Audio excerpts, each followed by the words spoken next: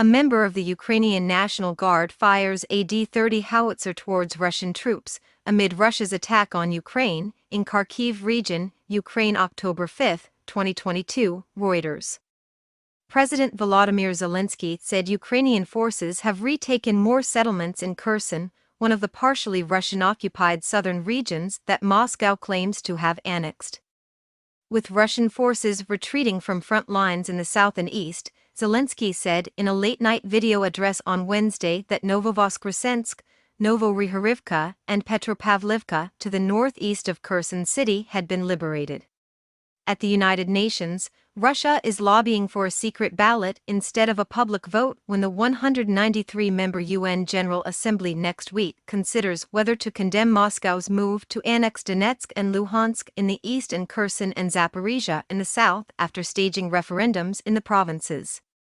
Russian President Vladimir Putin signed a law on Wednesday to incorporate the four regions into Russia.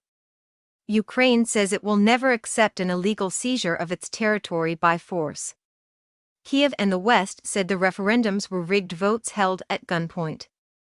The new law would incorporate around 18% of Ukraine's territory into Russia, equivalent to the area of Portugal, in Europe's biggest annexation since World War II. Putin says he wants to ensure Russia's security and protect Russian speakers in Ukraine. Kyiv accuses Moscow of a land grab for territory. Zelensky said in his address that he and his senior military officials met on Wednesday to discuss recovering all lands occupied by Russia. Switching to Russian, Zelensky addressed pro-Moscow forces, telling them they had already lost. Ukrainians know what they are fighting for. And more citizens of Russia are realizing that they must die simply because one person does not want to end the war, he said in a reference to Putin. Moscow's map of Ukraine appears to show shrinking areas it controls. A map of new regions published by state news agency RIA included the full territory of the Ukrainian provinces, but some parts were shaded and labeled as being under Ukrainian military control. They will be with Russia forever, Kremlin spokesman Dmitry Peskov said of the new regions, adding that settlements recaptured by Ukraine in recent days will be returned.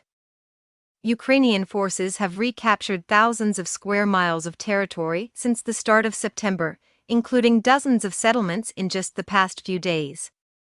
Thousands of Russian troops retreated after the front line crumbled, first in the northeast, and, since the start of this week, also in the south. Putin celebrated the annexations in a ceremony in the Kremlin followed by a concert on Red Square last week, only hours before Ukrainian forces captured Lyman, Russia's main bastion in the northern part of Donetsk. On Wednesday, the bodies of two Russian soldiers were still lying bloating in trees on opposite sides of the road near Lyman, close to the blasted hulks of cars and a van. Occasional crumps echoed from distant fighting between retreating Russians and Ukrainian troops advancing toward a north-south highway that serves as one of the last supply routes for Russian forces in Luhansk province. In Lyman, Nina, 73, stood by vans waiting for humanitarian handouts by the municipal building. There were 15 bodies of Russian soldiers lying in her street, she said. Nobody touches them, she said. Nobody removes them. It's the 5th day they are lying there. And we have the smell. In one of his first moves to assert his rule over the 4 annexed provinces, Putin ordered the Russian state to seize control of Europe's biggest nuclear power station, still run by Ukrainian engineers despite being captured early in the war by Russian troops. The UN nuclear watchdog, the IAEA, said it had learned of plans to restart one reactor at the plant, where all 6 reactors have been shut down for weeks.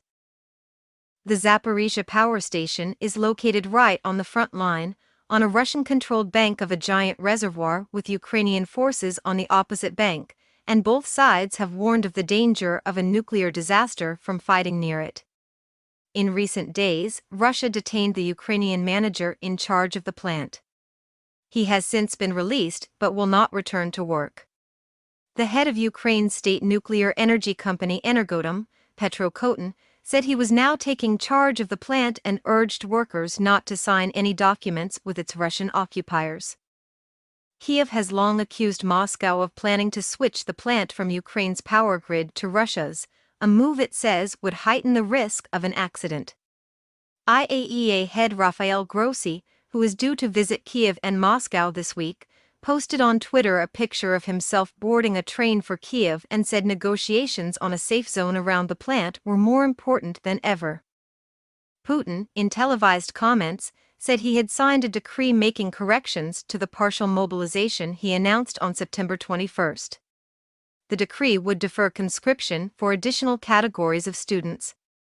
Hundreds of thousands of men have left Russia since the invasion began on February 24, some fearing they would be called up, others objecting to the war.